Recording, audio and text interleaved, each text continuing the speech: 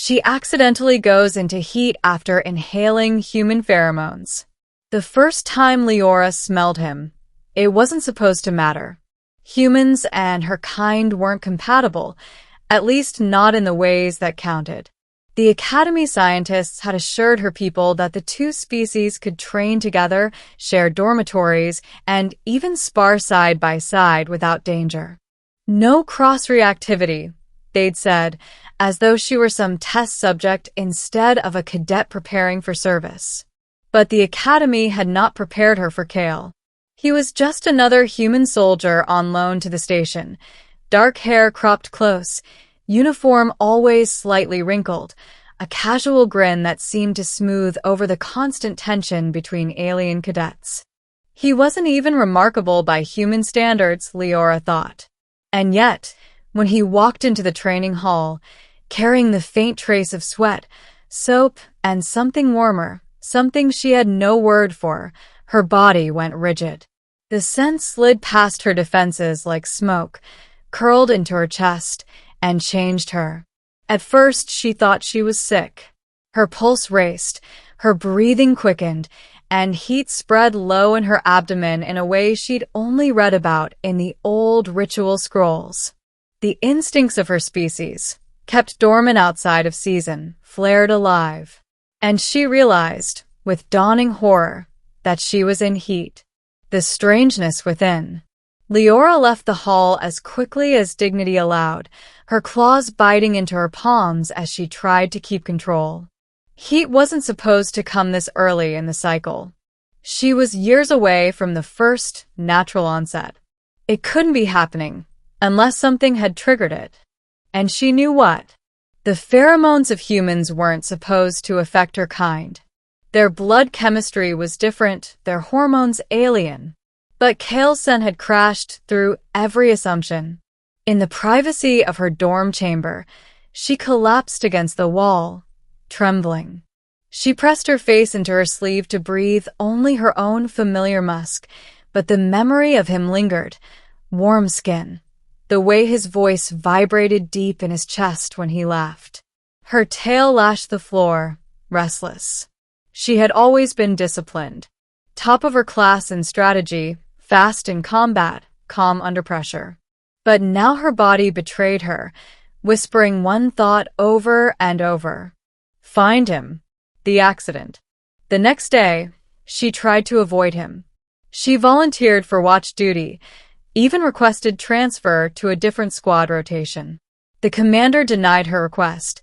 Cadets weren't allowed to dictate their teams. So when Kale appeared at her side in the mess hall, she gritted her teeth and fought the instinct screaming in her veins. You okay? He asked, sliding a tray onto the table across from hers. His tone was casual, but his eyes, green, sharp, studied her carefully. I am fine, she said too quickly. The words came clipped, mechanical. Kale tilted his head. You don't look fine. You're flushed. Overtraining. Her ears twitched, betraying her agitation. She dropped her gaze to her meal, though the food was tasteless against the burning inside her. And then it happened. His hand brushed hers by accident as he reached for the salt canister. The barest contact, skin to skin. Her body roared with response. Heat surged, pupils dilated, claws shot from her fingertips before she could retract them. She jerked back, nearly overturning her tray. Kale froze, eyes wide. Whoa. Sorry, didn't mean. Do not touch me, she rasped, voice rough with an edge she couldn't hide. She pushed away from the table and fled. Confession in shadows. 3 sleepless nights followed. Every time Kale walked by, her scent receptors caught him. Every time he laughed with the other cadets, her instincts burned hotter. The Academy medics examined her, baffled. Your cycle has accelerated unnaturally, one whispered, though they offered no cure. Finally, she cornered him herself. It was reckless, meeting him in the quiet hangar bay at night, but she couldn't endure the silence any longer. Kale looked up from the fighter he'd been calibrating. Leora? You're not on shift. Her throat was dry. She forced herself to meet his gaze. Your presence does something to me. He blinked, setting down his tools. What do you mean? She trembled. My people go into heat only rarely. But when I inhaled your scent, your pheromones, it triggered it. My body believes, she faltered, shame flooding her. It believes you are my mate. For a moment, silence pressed between them. She expected laughter, or horror, or dismissal. But Kale only exhaled slowly, eyes softening. That explains a lot. Her ears flattened. You knew? I knew something was wrong. You avoid me like I'm carrying a plague, but your eyes, he stepped closer, cautiously, as though approaching a wounded animal. They follow me when you think I'm not looking. Her claws dug into her palms. It is not my will. It is instinct. You should stay away from me before it worsens. But instead of retreating, Kale reached into his pocket and pulled out a small vial. I asked the medics. Humans emit trace pheromones when stressed, especially during training. I've probably been carrying a lot of it around without realizing. He hesitated. I can take suppressants. They'll dull it. Suppressants. Relief should have flooded her. But instead, an ache of disappointment hollowed her chest. The choice. I do not wish you harmed, she whispered. Your body should not be changed for mine. And you shouldn't have to suffer because of me. Their eyes locked. The hangar was silent, save for the hum of cooling engines. Leora's heart pounded so hard she thought he might hear it. What if, Kale began, then stopped, raking a hand through his hair. What if we don't fight it? Her breath caught. You would accept this? I don't know what it means for your people, he admitted, but for mine we choose our bonds. And he swallowed. I like you, Leora. Even before all this. You're sharp, stubborn, fierce. You make me want to try harder. The words sank into her like water into parched soil.